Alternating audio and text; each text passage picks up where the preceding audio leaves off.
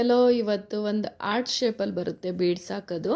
ಆ ಬೀಡ್ಸ್ ಹೇಗೆ ಹಾಕೋದು, ಹೇಗೆ ಈ ಡಿಸೈನ್ ಹಾಕೋದು ಅಂತ ನೋಡೋಣ ಬನ್ನಿ. ತುಂಬ ಚೆನ್ನಾಗಿರುತ್ತೆ ಈ ಡಿಸೈನು.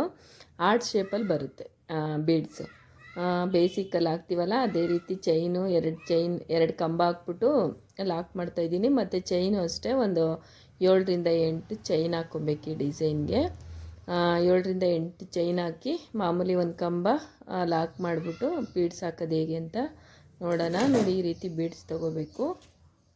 ಇದೇ ರೀತಿ ಬೀಡ್ಸ್ ತೊಗೊಳ್ಳಿ, ಯಾಕೆಂದರೆ ಬೇರೆ ಬೀಡ್ಸಲ್ಲಿ ಅಷ್ಟು ಚೆನ್ನಾಗಿ ಕಾಣಲ್ಲ. ನೋಡ್ಬೋದು, ಮಾಮೂಲಿ ಬೀಡ್ಸ್ ಸೇರಿಸ್ಬಿಟ್ಟು ಒಂದು ಲಾಕ್ ಹಾಕಿದ್ದೀನಿ. ಮತ್ತೆ ಒಂದು ಬೀಡ್ ಹಾಕ್ಬಿಟ್ಟು ಮತ್ತೆ ಒಂದು ಲಾಕ್ ಹಾಕಬೇಕು. ನೋಡ್ಬೋದು, ಒಂದು ಲಾಕ್ ಹಾಕಬೇಕು. ಮತ್ತು ಸೀರೆಗೆ ಒಂದು ಕಂಬ ಹಾಕಿ ಮಾಮೂಲಿ ಲಾಕ್ ಮಾಡಬೇಕು. ಇದೇ ರೀತಿ ಪೂರ್ತಿ ಸೀರೆ ಮಾಡ್ಕೊಂಡೋಗಿ ಚೈನ್ ಹಾಕಿದ್ದಾಗುತ್ತೆ. ಚೈನ್ಗೆ ಬೀಡ್ಸ್ ಹಾಕ್ಬಿಟ್ಟು ಈ ರೀತಿ ಮಾಡ್ಕೊಂಡು ಹೋಗೋದ್ರಿಂದ ತುಂಬ ಗ್ರ್ಯಾಂಡಾಗಿ ಬರುತ್ತೆ ಈ ಸೀರೆ ಡಿಸೈನು. ಮತ್ತು ಬೇಸಿಕಲ್ಲೇ ತುಂಬ ಚೆನ್ನಾಗಿ ಕಾಣಿಸುತ್ತೆ ಡಿಸೈನು. ನೋಡ್ಬೋದು, ಒಂದು 7ರಿಂದ 8 ಚೈನ್ ಹಾಕ್ಬಿಟ್ಟು ಲಾಕ್ ಮಾಡ್ತಾಯಿದ್ದೀನಿ ಸೀರೆಗೆ. ಈ ಡಿಸೈನು ಹೇಳಿದ್ನಲ್ಲ ಆರ್ಟ್ ಶೇಪಲ್ಲಿ ಬರುತ್ತೆ ಅಂತ. ತುಂಬ ಚೆನ್ನಾಗಿ ಕಾಣಿಸುತ್ತೆ. ನೋಡ್ಬೋದು, ಫೋಟೋ ಹಾಕಿದ್ನಲ್ವ ತಮ್ನೇಲಲ್ಲೇ ಚೆನ್ನಾಗಿ ಕಾಣಿಸುತ್ತೆ. ನೀವು ಟ್ರೈ ಮಾಡಿ. ಅರ್ಥ ಆಗಿಲ್ಲ ಅಂದರೆ ಓಡಿಸಿ ನೋಡಿ, ಸ್ವಲ್ಪ ಅರ್ಥ ಆಗುತ್ತೆ. ತುಂಬ ಚೆನ್ನಾಗಿ ಬರುತ್ತೆ ಈ ಡಿಸೈನು. ಈ ಡಿಸೈನ್ ಹೇಗಿದೆ ಅನ್ನೋದು ಕಮೆಂಟ್ ಬಾಕ್ಸಲ್ಲಿ ತಿಳಿಸಿ. ನೋಡ್ಬೋದು, ಒಂದು 2 ಹಾಕೋದು ತೋರಿಸಿದ್ದೀನಿ ಅಷ್ಟೇ ನಾನಿಲ್ಲಿ, ಯಾಕೆಂದರೆ ವಿಡಿಯೋ ಲೆಂತಿ ಆಗುತ್ತೆ. ಮಾಮೂಲಿ ಅದೇ ರೀತಿ ಎರಡು ಬೀಡ್ ಒಂದೊಂದು ಬೀಡ್ಗೂ ಒಂದೊಂದು ಲಾಕ್ ಚೈನ್ ಹಾಕ್ಬಿಟ್ಟು ಲಾಕ್ ಮಾಡಬೇಕು. ಲಾಕ್ ಮಾಡಿ ಸೀರೆಗೆ ಲಾಕ್ ಮಾಡಬೇಕು. ಮಾಮೂಲಿ ಲಾಕ್ ಮಾಡ್ತೀವಲ್ಲ ಅದೇ ರೀತಿ ಕ್ರೋಶ ಮೇಲೆ ದಾರ ತಗೊಂಡು ಲಾಕ್ ಮಾಡಬೇಕು. ಲಾಕ್ ಮಾಡಿದ್ದಾದಮೇಲೆ ಪೂರ್ತಿ ಚೈನ್ ಹಾಕಿದ ಮೇಲೆ ಕಂಟಿನ್ಯೂ ಮಾಡ್ತಾಯಿದ್ದೀನಿ. ಇದನ್ನು ಮಾಮೂಲಿ ಸೀರೆಗೆ ಚೈನಿಗೆ ದಾರ ಹಾಕ್ತೀವಲ್ಲ ಅದೇ ರೀತಿ ಹಾಕ್ಬಿಟ್ಟು ನೋಡ್ಬೋದು, ಈ ಥರ ಬೀಡ್ಸ್ ಹಾಕಿರ್ತೀವಲ್ಲ ಆ ಬೀಡ್ಸ್ ಹಿಂದೆಗಡೆ ಒಂದು ಲೈನ್ ದಾರ ಬಂದಿರುತ್ತೆ. ಆ ದಾರಕ್ಕೆ ಈ ರೀತಿ ಬೇಸಿಕ್ ಹಾಕ್ತೀವಲ್ಲ ಅದೇ ರೀತಿ ಹಾಕ್ಕೊಂಡು ಹೋಗಬೇಕು. ಚೈನ್ ಒಂದು 7ರಿಂದ 8 ಚೈನ್ ಬರುತ್ತೆ, ಅಷ್ಟು ಹಾಕಬೇಕು. ತುಂಬ ದೊಡ್ಡದು ಬರುತ್ತೆ ಅಡ್ಚು, ಹಾಗಾಗಿ ಆ ರೀತಿ ಹಾಕ್ಕೊಂಡೋಗಿ ನೋಡ್ಬೋದು. ಮತ್ತು ಕ್ರೋಶ ಮೇಲೆ ದಾರ ತಗೊಂಡು 2 ಬೀಡ್ ಮಧ್ಯ ಒಂದು ಚೈನ್ ಹಾಕೋಬೇಕು. ಬೀಡ್ಸ್ ಹಾಕ್ಲಿಕ್ಕೆ 2 ಬೀಡು ಮಧ್ಯದಲ್ಲೇ ಒಂದು ಚೈನ್ ತೆಗೆದ್ಬಿಟ್ಟು ಬೀಡ್ ಹಾಕೋದ್ರಿಂದ ಫಿನಿಶಿಂಗ್ ಚೆನ್ನಾಗಿ ಬರುತ್ತೆ. ನೀವು 1 ಬೀಡಾದರೂ ಹಾಕಿ, 2 ಬೀಡಾದರೂ ಹಾಕಿ. ನಾನಿಲ್ಲಿ 2 ಬೀಡ್ ಹಾಕೋಕ್ಕಾಗಲ್ಲ, 3 ಬೀಡ್ ಹಾಕಬೇಕು, ಇಲ್ಲಾಂದರೆ ಒಂದೇ ಬೀಡ್ಸ್ ಹಾಕಬೇಕು. ನೋಡ್ಬೋದು, ಇಲ್ಲಿ 3 ಬೀಡ್ಸ್ ಹಾಕ್ತಾಯಿದ್ದೀನಿ. ತುಂಬ ಚೆನ್ನಾಗಿ ಕಾಣಿಸುತ್ತೆ ಈ ಡಿಸೈನು. ಅದ್ರ ಪಕ್ಕದಲ್ಲೇ ಒಂದು ದಾರ ಬರುತ್ತೆ, ಅದರೊಳಗಡೆ ಹಸಿ ದಾರ ಎಳ್ಕೊಂಡು ಮತ್ತೆ ಇದು ಬೀಡ್ ಇರುತ್ತಲ್ಲ ಅದರಲ್ಲಿ ದಾರ ಎಳ್ಕೊಂಡ್ರೆ ಫಿನಿಶಿಂಗು ಮಣಿಗಳೊಳ್ಳೆ ಮುತ್ತಿದ್ದಂಗೆ ಇರ್ತವೆ, ಅದೇ ರೀತಿ ಕೂತಿರ್ತವೆ. ಮತ್ತು ಅಳ್ಳಾಡೋದಿಲ್ಲ, ತುಂಬ ಚೆನ್ನಾಗಿ ಸ್ಟಿಪ್ಪಾಗಿರುತ್ತೆ. ಇದೇ ರೀತಿ ಹಾಕಿ ಇದನ್ನು ಮಾಮೂಲಿ ಹೇಳಿದ್ನಲ್ಲ ಒಂದು 7ರಿಂದ 8 ಬರುತ್ತೆ.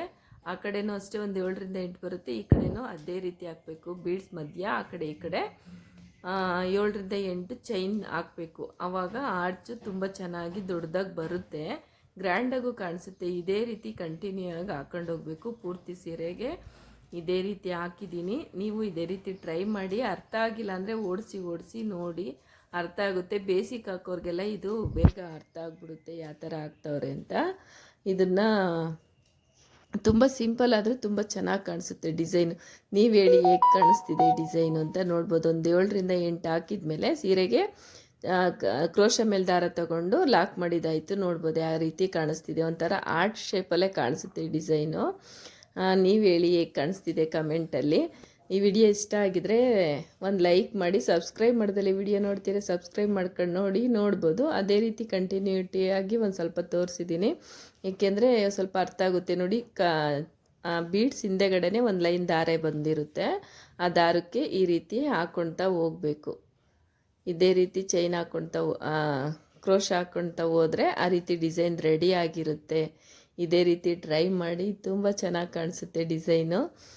ಕಸ್ಟಮರ್ಗೆ ಹಾಕ್ಕೊಟ್ರು ಸರಿಯೇ, ನೀವೇ ಕಲ್ತಿದ್ರು ನಿಮ್ಮ ಸೀರೆಗೆ ಹಾಕೊಂಡ್ರು ಸರಿಯೇ, ತುಂಬ ಚೆನ್ನಾಗಿ ಕಾಣಿಸ್ತಿದೆ ಅಂತ ನೀವೇ ಹೇಳ್ತೀರಾ ಕಮೆಂಟ್ ಬಾಕ್ಸಲ್ಲಿ. ಹಾಗಾಗಿ ಈ ರೀತಿ ಡಿಸೈನ್ ಹೇಗೆ ಬಂದಿದೆ ಅಂತ ತಿಳಿಸೋದು ಮರಿಬೇಡಿ. ತಿಳಿಸಿ ಕಮೆಂಟ್ ಬಾಕ್ಸಲ್ಲಿ ಹೇಗೆ ಬಂದಿದೆ ಅಂತ.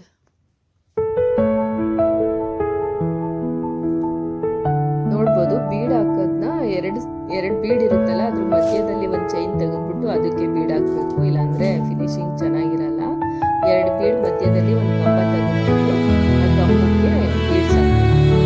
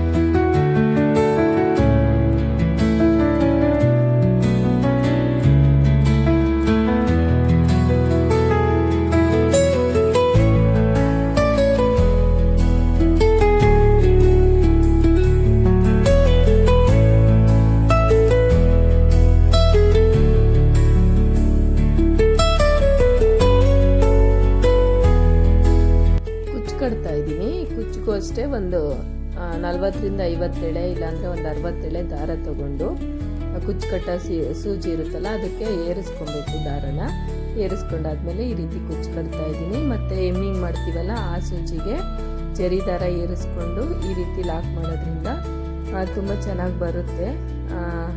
ಕುಚ್ಚು ಕಟ್ಟೋದು ಇದೇ ವಿಡಿಯೋದಲ್ಲಿ ತೋರಿಸಿದ್ದೀನಿ. ಇದೇ ರೀತಿ ಟ್ರೈ ಮಾಡಿ. ಈ ವಿಡಿಯೋ ಹೇಗೆ ಬಂದಿದೆ ಅಂತ ಕಮೆಂಟ್ ಬಾಕ್ಸಲ್ಲಿ ತಿಳಿಸಿ. ಸಬ್ಸ್ಕ್ರೈಬ್ ಮಾಡ್ದಲ್ಲೇ ನೋಡ್ತಿದ್ದೆ ಸಬ್ಸ್ಕ್ರೈಬ್ ಮಾಡ್ಕೊಂಡು ನೋಡಿ. ಕಮೆಂಟ್ ಮಾಡಿ ತಿಳಿಸೋದ್ರಿಂದ ಡಿಸೈನ್ ಹೇಗೆ ಬಂದಿದೆ ಅಂತ ನನಗೂ ಇಷ್ಟ ಆಗುತ್ತೆ. ಮುಂದೆ ಬರೋ ವಿಡಿಯೋದಲ್ಲಿ ನಾವು ಒಳ್ಳೊಳ್ಳೆ ವಿಡಿಯೋ ಅಪ್ಲೋಡ್ ಮಾಡಬೇಕು ಅಂತ ಅನಿಸ್ತಾ ಇರುತ್ತೆ. ಹಾಗಾಗಿ ಕಮೆಂಟ್ ಮಾಡಿ ತಿಳಿಸಿ. ಸಬ್ಸ್ಕ್ರೈಬ್ ಮಾಡ್ಕೊಂಡಿಲ್ಲ ಅಂದರೆ ಸಬ್ಸ್ಕ್ರೈಬ್ ಮಾಡ್ಕೊಂಡು ನೋಡಿ. ಲೈಕ್ ಆಯ್ತಾ ಅಂದರೆ ಒಂದು ಲೈಕ್ ಮಾಡಿ. ಈ ಡಿಸೈನ್ ಲೈಕ್ ಆಯ್ತಾ ಅಂತ ನನಗೂ ಇಷ್ಟ ಆಯ್ತಲ್ವ ಅಂತೇಳಿ ಮುಂದೆ ಜಾಸ್ತಿ ವಿಡಿಯೋ ಮಾಡಬೇಕು ಅಂತ ಅನಿಸ್ತಾ ಇರುತ್ತೆ. ಹಾಗಾಗಿ ಇಷ್ಟ ಆಗಿದ್ರೆ ಒಂದು ಲೈಕ್ ಮಾಡಿ. ಸಬ್ಸ್ಕ್ರೈಬ್ ಮಾಡ್ಕೊಂಡಿಲ್ಲ ಅಂದರೆ ಸಬ್ಸ್ಕ್ರೈಬ್ ಮಾಡ್ಕೊಳ್ಳಿ. ಕಮೆಂಟ್ ಮಾಡೋದು ಮರಿಬೇಡಿ ಹೇಗೆ ಬಂದಿದೆ ಡಿಸೈನು ಅಂತ. ಏಕೆಂದರೆ ನಾನು ಇನ್ನು ಮುಂದೆ ಒಳ್ಳೊಳ್ಳೆ ವಿಡಿಯೋ ಮಾಡ್ತಾ ಹೋಗ್ತೀನಿ. ಕಮೆಂಟ್ ಮಾಡಿ ತಿಳಿಸೋದ್ರಿಂದ ಹೇಗೆ ಬಂದಿದೆ ಡಿಸೈನು ಅಂತ. ಈಗ ಇದು ಕುಚ್ಚು ಕಟ್ಟಿದಾಯ್ತು ನೋಡ್ಬೋದು. ಈ ರೀತಿ ನಾಟ್ ಹಾಕ್ಕೊಂಡು ಅಂದರೆ ಯಾವುದು ಕಟ್ಟೋದೇನಿಲ್ಲ, ಸೂಜಿಲೇನೆ ಗಂಟು ಹಾಕ್ಬಿಡ್ಬೋದು. ಇದೇ ರೀತಿ ನೀವು ಟ್ರೈ ಮಾಡಿ ನೋಡಿ, ತುಂಬ ಚೆನ್ನಾಗಿ ಬರುತ್ತೆ. ಬಿಗಿನರ್ಸ್ ಇದ್ದರೆ, ಇವಾಗ ಯಾರಾದರೂ ಹೊಸ್ದಾಗಿ ಕಲಿಯೋರಿದ್ರೆ ಓಡಿಸಿ ಸ್ವಲ್ಪ ನೋಡ್ಬಿಟ್ಟು ನಿಧಾನಕ್ಕೆ ಕಲ್ತ್ಕೊಳ್ಳಿ. ಕಲ್ತಿರೋರಿಗೆ ಇದು ಸುಮ್ಮನೆ ಒಂದು ಬೇಸಿಕ್ ನೋಡಿದ್ರೆ ಸಾಕು. ಇದು ಇದೇ ರೀತಿ ಹಾಕ್ಬೋದು ಅಂತ ಬಂದ್ಬಿಡುತ್ತೆ ಮೈಂಡಿಗೆ. ಹಾಗಾಗಿ ಬಿಗಿನರ್ಸ್ ಇದ್ದರೆ ನೋಡ್ಬಿಟ್ಟು ನಿಧಾನಕ್ಕೆ ಕಲ್ತ್ಕೊಳ್ಳಿ. ಟ್ರೈ ಮಾಡಿ, ಬಂದೇ ಬರುತ್ತೆ. ಇಲ್ಲಾಂದರೆ ಕಲ್ತಿರೋರಿದ್ರು ಅಷ್ಟೇ ಈ ಡಿಸೈನ್ ಹೇಗಿದೆ ಅಂತ ತಿಳಿಸಿ. ನೀವು ಈ ಡಿಸೈನ್ ಹಾಕಿದ್ದೀರಾ ಅನ್ನೋದನ್ನ ತಿಳಿಸೋದು ಮರಿಬೇಡಿ. Thank you for watching. ಮುಂದಿನ ಒಂದು ಸಾರಿ ಕುಚ್ಚಲ್ಲಿ ಸಿಗ್ತೀನಿ. Thank you for watching.